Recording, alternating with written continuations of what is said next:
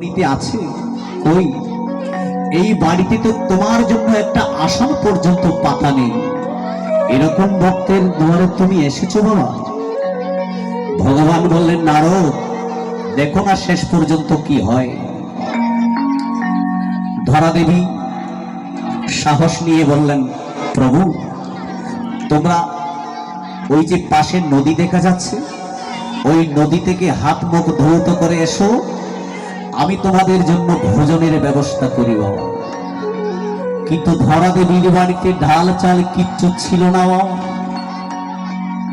পাশের মধ্যে একটা পাশের বাড়ির পাশে অর্থাৎ গ্রামের পাশে একটা ছোট্ট মুদির দোকান ছিল, বাজে মালের দোকান যাকে বলা হয়। ওই দোকানে ধরা দেবী একজন জরাজীর্ণ লজ্জিত ভাবে সংকুচিত ভাবে নিজেকে ট্রেনের চাইতে ছোট মনে করে ওই দোকানদারের কাছে গিয়ে হাত পেতে বললেন, বাবা ও বাবা, তুমি আমার শত জন্মের বাবা হও। আমার বাড়িতে অতিথি এসেছে, এক মুঠো ঢাল এক মুঠো চাল দেওয়া যাবে বাবা? দোকানদার বললেন, এটা কি মামার বাড়ির আবদার? গত মাসে বকেয়া নিয়েছো, এখনো দাওনি, আবার এসেছো, তোমার লজ্জা নেই? চলে যাও, গেট আউট, তোমাকে বাকিতে দেওয়া যাবে না কিছু।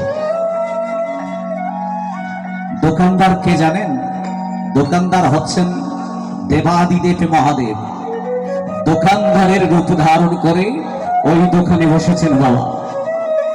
দোকানে মহাদেব, বাড়িতে নারায়ণ আর নারদ ঋষি, মধ্যিখানে পরীক্ষা দিচ্ছেন ধরা দেবী। দেখুন ভক্তের কত পরীক্ষা। ধরা দেবীকে যখন তাড়িয়ে দিলেন, ধরা দেবী দোকানদারের চরণ দুটি ধরে বললেন, ও বাবা আমাকে বিদায় করে দিল না বাবা, আমার বাড়িতে অতিথি এসেছে বাবা।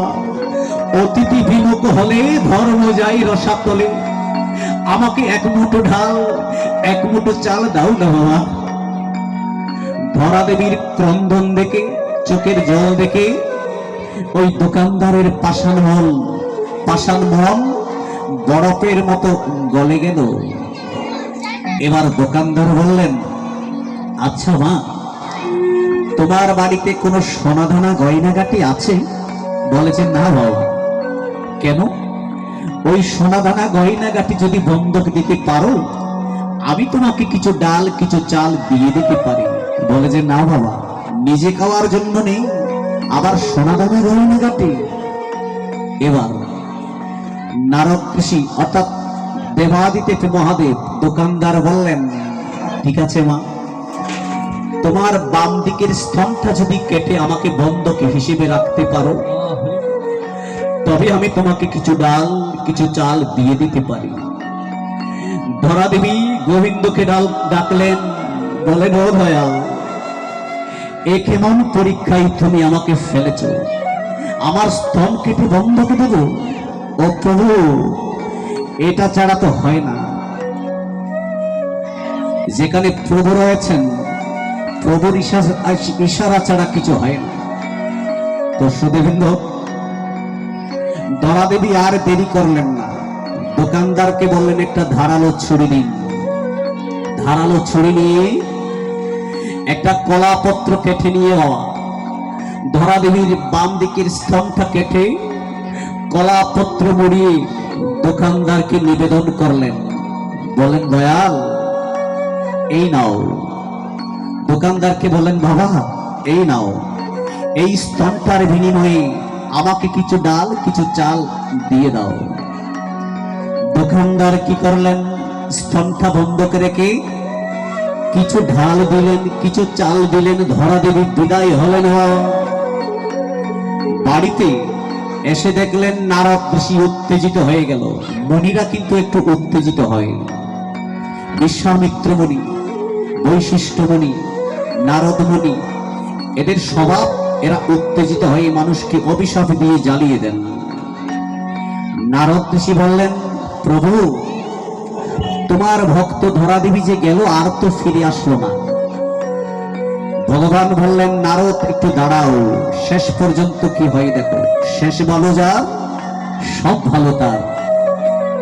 দেখুন কিছুক্ষণ পরে বাবা ধরা দেবী আসলেন, এসে লুকিয়ে লুকিয়ে অনেক কষ্ট যন্ত্রণা সহ্য করে, যেহেতু তার বক্ষে আঘাত করা হয়েছে, একটু লুকিয়ে লুকিয়ে কোন রকম রন্ধন করলেন, ডাল চাল মিশিয়ে খিচুড়ি রান্না করলেন। এবার দুটা ভাঙা পাত্র রয়েছে, থালা রয়েছে, ওই ভাঙা থালার মধ্যে করে নারদ ঋষির পাতে দিলেন। প্রথমে নারদ ঋষিকে দিলেন, প্রথমে গোবিন্দকে দিলেন।